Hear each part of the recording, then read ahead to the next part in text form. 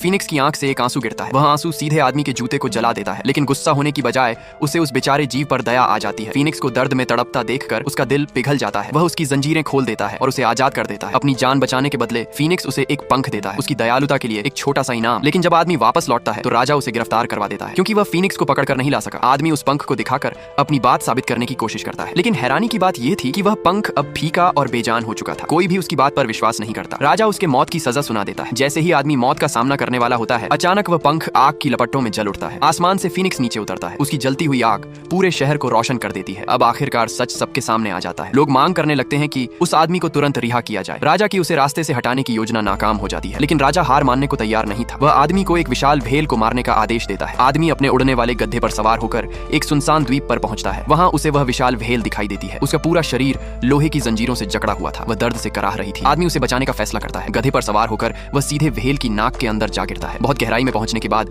गधा धीरे धीरे उसे गुदगुदाने लगता है। अगले ही पल भेल जोरदार छींक मारती है। उसकी लोहे की जंजीरें टूटकर बिखर जाती हैं। भेल आखिरकार आजाद हो जाती है। आभार जताने के लिए वह एक केकड़े के हाथ आदमी के लिए उपहार भेजती है, एक बेहद खूबसूरत रत्नों वाली अंगूठी। जब राजा देखता है कि आदमी अब भी जिंदा है तो वह गुस्से से पागल हो जाता है। इसलिए वह उसे आखिरी मिशन देता है। आदमी को बर्फीले पहाड़ों तक जाना होगा। वहां उसे पहाड़ की चोटी पर सो रही आइस प्रिंसेस को जगाना होगा और उसे राजा से शादी करने के लिए मनाना होगा। राजा को पूरा यकीन था कि इस बार आदमी जरूर मर जाएगा, लेकिन जादुई गधे की मदद से वे जल्दी ही पहाड़ तक पहुंच जाते हैं। उनके रास्ते में बर्फ का एक विशाल दरवाजा खड़ा था। तभी अचानक फीनिक्स का पंख फिर से जलने लगता है। वह सीधा उड़कर बर्फ के उस दरवाजे में जा घुसता है। मोटी जमी हुई बर्फ पल भर में पिघल जाती है। आदमी महल के अंदर प्रवेश करता है। अंदर उसे राजकुमारी गहरी नींद में सोती हुई मिलती है। वह धीरे से फीनिक्स के पंख को उसके ऊपर फेरता है। धीरे धीरे राजकुमारी अपनी आंखें खोल देती है। आदमी उसे राजा के विवाह प्रस्ताव के बारे में बताता है, लेकिन राजकुमारी साफ इनकार कर देती है, क्योंकि उसे उसी आदमी ने जगाया था और वह केवल उसी व्यक्ति से विवाह करेगी जिसने उसकी जान बचाई। जब वे दोनों शहर लौटते हैं तो राजकुमारी का भव्य स्वागत किया जाता है, लेकिन उस आदमी को उससे भी ज्यादा सम्मान मिलता है। वह वही अंगूठी निकालता है जो कभी भेल ने उसे दी थी। हिम्मत जुटाकर वह राजकुमारी को शादी के लिए प्रपोज करता है। जब राजा यह सुनता है